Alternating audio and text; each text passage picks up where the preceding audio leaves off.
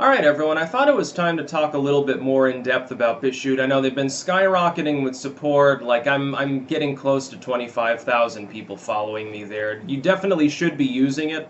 You should also be on Gab, Minds, and Steemit. I endorse all of these platforms for a reason. Alt tech is great for content creators. If we get slamma-jammed wholesale by the pitchfork-waving stupid mobs of the neoliberals on the big tech sites, yeah, we'll just be on alt tech, I guess. Our stuff will still be there. So definitely creators should be using these platforms and people should be following us there. Everyone, pretty much every major creator I have spoken to now has a presence on some alt tech platform or another. I wanted to talk though, and link in the description by the way, you can get to my channel on Bitchute there. By Bitchute is not like Vidme, because I see some people unfairly comparing the two. Vidme, for those that don't remember, it was basically billed as a Reddit-backed alternative to YouTube. It existed for 4 years, but nobody knew about it until the last year after Adpocalypse. Adpocalypse happened, creators were up in arms, and then Vidme came along and said, hey, you can come here and put your content. We don't, we're looser TOS. It was a more liberty-loving site in some ways, and it was a more monetized site in some ways.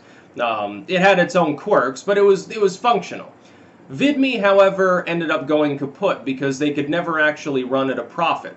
That's reason number one why Bitchute is totally different. Because they allow seeding of their material. When you're on the site, you are helping to, it is semi-decentralized. You're helping to serve material out to other people, making the site more functional, making the site better. Now, I think that you should be able to choose. I think that Bitchute needs to implement a way where users can literally hatch into the system and deliberately seed content, like choose number one what they're seeding. Like instead of leaving a like, you're leaving like, hey, when I'm online, I will help to serve this out. Therefore, users whose material is viewed more likely have more people online that like their material and can help serve it out, thus lowering the cost even further. They need to decentralize, I think, the site even further, but their overhead has to be substantially lower. The biggest cost for a video hosting site has nothing to do with hiring moderators or storing the files. It has to do with serving them out. You think of a viral video, how much do you think it costs for YouTube just to serve out PewDiePie's videos to people? It's an inordinate sum. It's probably got to be 5 figures a year that they spend just serving his videos out to such a large audience. It might be more. It might be 6 figures.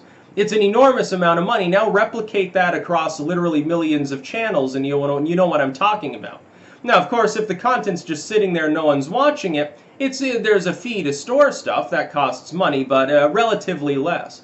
The hosting itself is less expensive than serving it out over and over and over a fucking again. You have to have redundancy and everything else. Bandwidth costs a lot of money. Bitchute doesn't have that problem, not to the extent that traditional video hosting does. I think that's a good thing. Number two is that Vidme shied away from the political struggle. In fact, it literally stripped the politics and news category. That was the most popular category on Vidme became that, and then second ASMR. It was really funny. They embraced that movement completely. Politics and news was why a lot of people jumped ship and started putting material there in the first place, because they're like, hey, either I've been demonetized on YouTube or some other mainstream site, or I'm concerned that I'll get kicked off randomly because I see other people getting kicked off. Vidme did not make it seem like it was a welcoming place for people with alt media ties. It didn't make me feel welcome. I remember I actually got a warning from their moderation staff at one point for using the wrong categories.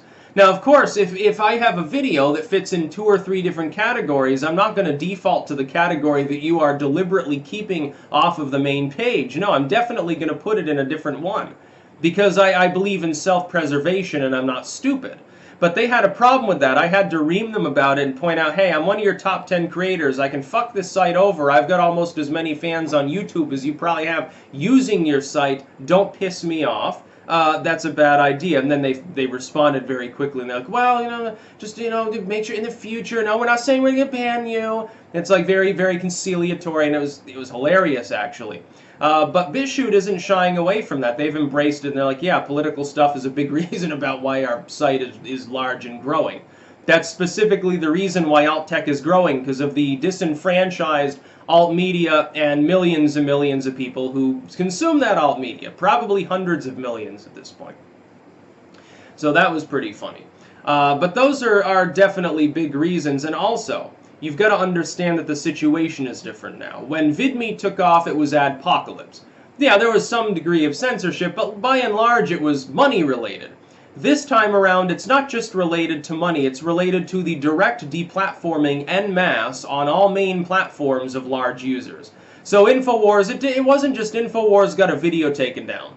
InfoWars was told they couldn't run ads through Google. It was InfoWars just got banned off of 90% of the operating internet itself. That's what it boils down to. The situation is considerably different than it was a couple of years ago with Vidme. So I think that Bitchute will grow more quickly. It will grow to a far larger size. It will become a viable competitor. If not a mainstream competitor, it will be a viable platform.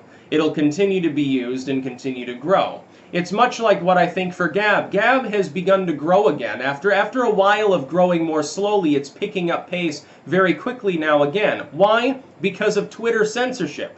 Because of shadow bans and because of them being pressured constantly by other sites to ban InfoWars among other users. And now the Twitter team came out, we're going to crack down on hateful content more. I don't know what you mean. You can't even define what that means for anyone, so it's completely pointless.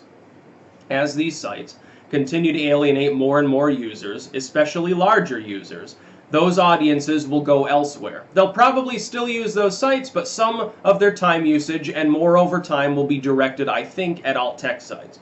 Now, it's impossible to tell who makes it and who doesn't at any given time because of the opacity inherent within running a website at times. It's possible that one of them goes belly up or gets totally itself deplatformed. Gab got deplatformed by its domain registrar. You'll remember, I think, last year. Had to find a new one, was offline for a little while. This happens all the time to sites because the big boys like to bully other people around. The legacy media does not want to have to continue competing with people like myself or any of thousands of other commentators on YouTube. Collectively, our audience is enormous compared to theirs. CNN's audience is tiny compared to the audience of alt tech. And probably there are fewer people involved and less money needing to be made in order to support that infrastructure. By the way, the Bitchute style model would make for a better internet overall, decentralizing things so that main sites don't have so much of a burden allows them greater latitude in making their own decisions because they're not so beholden to other corporations to prop them up. Like YouTube needs constant injections of money. The cost of running the site is probably greater than the income, at least the direct income. Of course, YouTube props up all of Google's other services. It is a net positive for them, but not directly, not on paper. So they need constant injections of support and money. They have to keep hiring more moderation staff to deal with the NGOs because they need the corporate branding money to keep coming in. They need other groups to pay them. The alt tech doesn't need that so much.